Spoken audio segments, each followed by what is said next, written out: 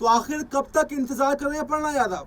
क्योंकि पति प्रतीक को न्याय के लिए एक नहीं, दो नहीं, बल्कि हफ्ता भर से ज्यादा दिन बीत चुके हैं, लेकिन सिर्फ दिलासे पर दिलासा मिल रहा है।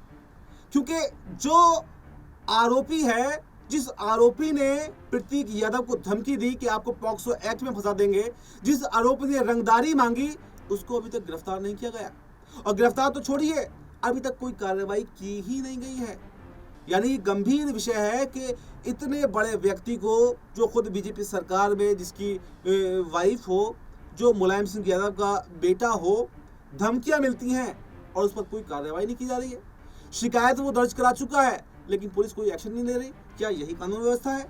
क्या इसी कानून व्यवस्था का ढोल योगी सरकार पीटती है? क्या इसी कानून व्यवस्था को लेकर अमित शाह ये कह रहे थे कि अगर उत्तर प्रदेश के अंदर कोई महिला रात को भी गहने पहनकर जाए तो उसे कोई कुछ कहने वाला नहीं, वो सही सलामत वापस आएगी? मैं ऐसा क्यों कह रहा हूं? देखिए, जब से प्रतीक यादव के साथ में करोड़ों की ठगी का मामला सामने आया, तो अपर्णा यादव ने पूरा मोर्चा संभाला। अपर्णा यादव पति को न्याय दिलाने के लिए योगी के पास तक गई, तमाम नेताओं से मुलाकात की, लेकिन आप देखेंगे कि अभी तक कोई कार्रवाई हुई नहीं है। तो क्या अपराधियों की हितैषी बीजेपी बन गई है?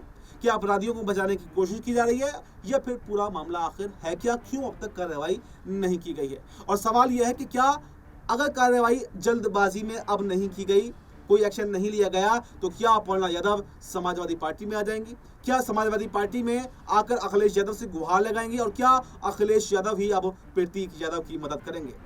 दोस्तों देखिए, कहा जाता है कि परिवार आपका हर सिचुएशन में आपके साथ में खड़ा रहता है, जबकि जो दूसरे लोग होते हैं, जो बाहर के लोग होते हैं, जब तक वो उगते हुए सूरज को सलाम करते हैं, जब तक आपकी जरूरत तब तक आप साथ, जब आपकी जरूरत नहीं तब आप साथ नहीं।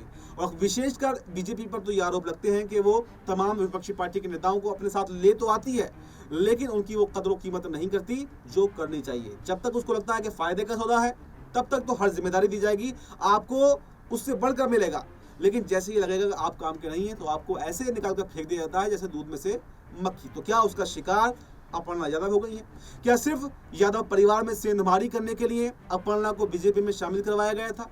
क्या सिर्फ समाजवादी पार्टी को तोड़ने के लिए अपर्णा को बीजेपी में लाया गया था?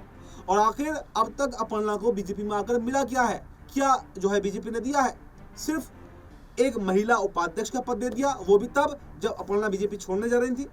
तो देखिए, पूरा मामले को अगर आप गंभीरता से देखेंगे तो बीजेपी का यही रवैया है कि तमाम लोगों को वो विपक्षी पार्टियों को तोड़ने का काम करती है। आपने झारखंड में देखा, सीता सोरेन को तोड़ा, चंपई सोरेन को तोड़ा, और आपने एमपी में देखा, ज्योतिरादित्य सिंधिया को तोड़ा। तमाम जगह आप जाएंगे तो ऐसा कोई राज्य शायद ना मिले जहां पर विपक्षी पार्टी के नेताओं को बीजेपी ने तोड़ने का काम न किया हो। तो ऐसे में ये अब अगर सवाल ये है कि अगर प्रतीक यादव को न्याय ना मिला, तो क्या अपर्णा यादव वापसी करेंगी और समाजवादी पार्टी में आ जाएंगी? और क्या पूरा मुलायम परिवार जो था वो अब एक होता हुआ दिखाई देगा?